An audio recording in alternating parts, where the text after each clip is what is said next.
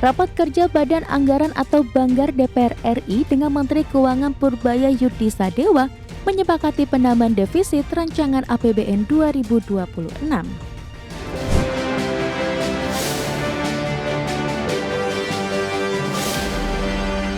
Kita ke informasi pertama pemirsa, pemerintah bersama Badan Anggaran DPR RI sepakat memperlebar defisit dalam rancangan APBN 2026. Salah satu faktor utama yang mendorong keputusan ini adalah adanya penambahan alokasi anggaran untuk transfer ke daerah yang naik 43 triliun rupiah. Rapat kerja Badan Anggaran atau Banggar DPR RI dengan Menteri Keuangan Purbaya Yudisadewa menyepakati penambahan defisit rancangan APBN 2026. Laporan panja dan pengambilan keputusan tingkat 1 RUU APBN 2026 mengungkapkan defisit APBN 2026 dipatok sebesar 689,1 triliun atau 2,68% dari produk domestik bruto. Angka ini meningkat dibanding rancangan awal yang hanya 638,8 triliun atau 2,48% dari PDB. Ketua Banggar DPR RI Said Abdullah menyebut, tambahan defisit ini dialokasikan untuk transfer ke daerah dan sebagian untuk belanja pemerintah pusat. Poster terbaru APBN 2026 menunjukkan kenaikan belanja negara sementara target pendapatan tetap. Anggaran belanja tercatat naik dari 3.792,4 triliun menjadi 3.842 triliun. Sedangkan target pendapatan negara tidak berubah di angka 3.153,6 triliun. Persentase defisit terhadap PDB yang awalnya 2,48 kini menjadi penyesuaiannya 2,68% atau ada kenaikan 0,2%. Pembiayaan tentu akan mengalami perubahan dari 638.807,6 menjadi 689.147,9. Dalam APBN 2026, rincian belanja negara memperlihatkan belanja kementerian lembaga naik dari 1.498,3 triliun menjadi 1.510,5 triliun. Sementara itu belanja non-KL justru turun tipis dari 1.644,1 triliun menjadi 1.639,2 triliun. Di sisi lain, anggaran transfer ke daerah mengalami lonjakan signifikan dari 650 triliun menjadi 693 triliun rupiah.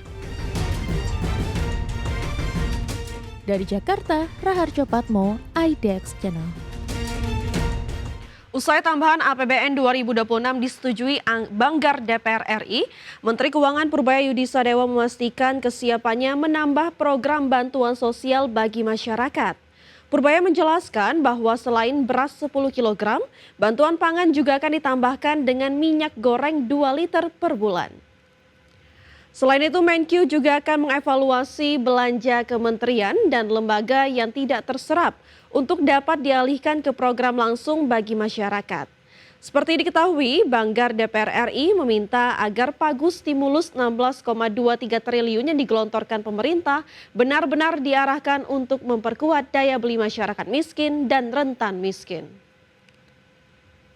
Kami akan monitor terus pembelanjaan pemerintah sampai dengan akhir Oktober ini. Saya akan safari lah kira-kira ke kementerian yang punya belanja besar. Saya akan monitor mereka bisa serap nggak sampai akhir tahun. Begitu kita perkirakan sampai akhir tahun kira-kira nggak ada serap, uangnya akan kami ambil, kami sebarkan ke program-program. Sementara itu pemirsa, kalangan ekonom menilai perubahan RAPBN 2026 harus tetap memprioritaskan pemanfaatan anggaran untuk kebutuhan masyarakat. Kepala Pusat Makroekonomi dan Keuangan Indef, M. Rizal Taufikur Rahman menegaskan banyaknya penambahan anggaran dalam revisi RAPBN 2026 yang disepakati Badan Anggaran DPR RI menandakan bahwa pemerintah tetap mengandalkan anggaran APBN sebagai pendorong peningkatan daya beli dan pertumbuhan ekonomi secara nasional. Namun Indef mewanti-wanti agar penggunaan APBN harus sesuai dengan peruntukan yang langsung bisa dirasakan masyarakat. Sementara khusus untuk anggaran belanja negara yang mencapai 3.842 triliun rupiah, perlu adanya pengawasan yang ketat dan sistem transparansi dan akuntabel agar tidak ada kebocoran anggaran.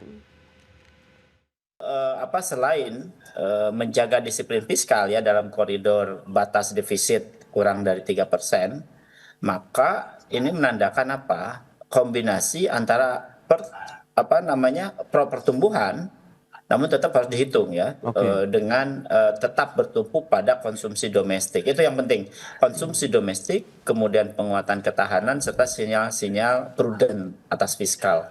Karena kebijakan Menteri Keuangan saat ini ya, terutama di dalam memanage fiskal, tentu akan berbeda gitu dengan pengolahan fiskal waktu Bu Sri Mulyani ya, terutama prioritas-prioritas yang ditekankan dan juga prioritas-prioritas yang akan dilakukan.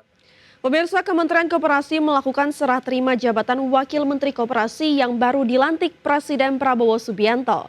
Dengan hadirnya Wamenkop baru, Farida Fariha, diharapkan mampu mempercepat sinergi dan kolaborasi target operasional Koperasi Merah Putih, khususnya pencairan platform pinjaman.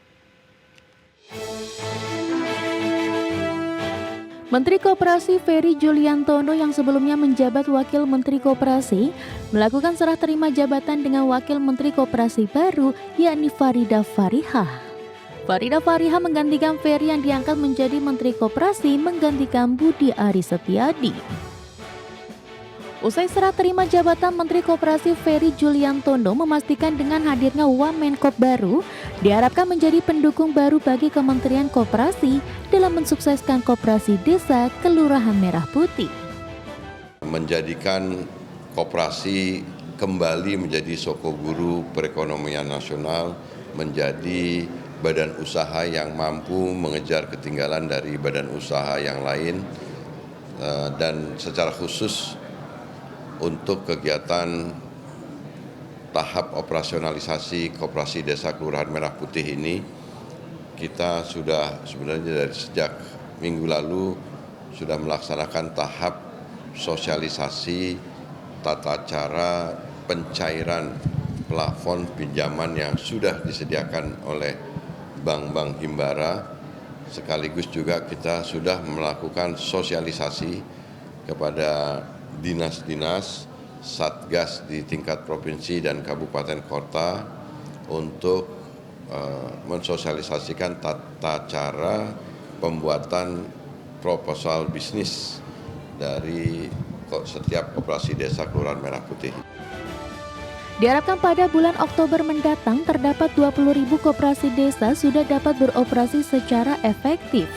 Pada kesempatan yang sama, Wakil Menteri Koperasi Farida Fariha menegaskan komitmennya dalam memperkuat peran koperasi demi kesejahteraan rakyat Indonesia, khususnya menjadikan Kopdeskel Merah Putih menjadi tulang punggung perekonomian rakyat sekaligus pilar penting pembangunan bangsa. Saya lahir di desa, besar di organisasi yang tentu saja sangat lekat dengan kebersamaan dan kegotong royongan. Terkait dengan koperasi, di organisasi kami juga ada koperasi. Saya di Fatayat NU ada koperasi juga, Bapak. Di Perempuan Bangsa juga ada koperasi perempuan. Jadi saya kira pengalaman-pengalaman dan proses-proses itu bisa melengkapi, nanti bermanfaat untuk kinerja-kinerja di sini. Tentu saja sesuai dengan arahan dari Bapak Menteri. Di sisi lain, saat ini salah satu fokus utama Kementerian Koperasi adalah operasionalisasi Kopdes Merah Putih, khususnya tahap sosialisasi tata cara pencairan plafon pinjaman berjalan secara efektif. Dari Jakarta, Ade Firmansyah, IDEX Channel.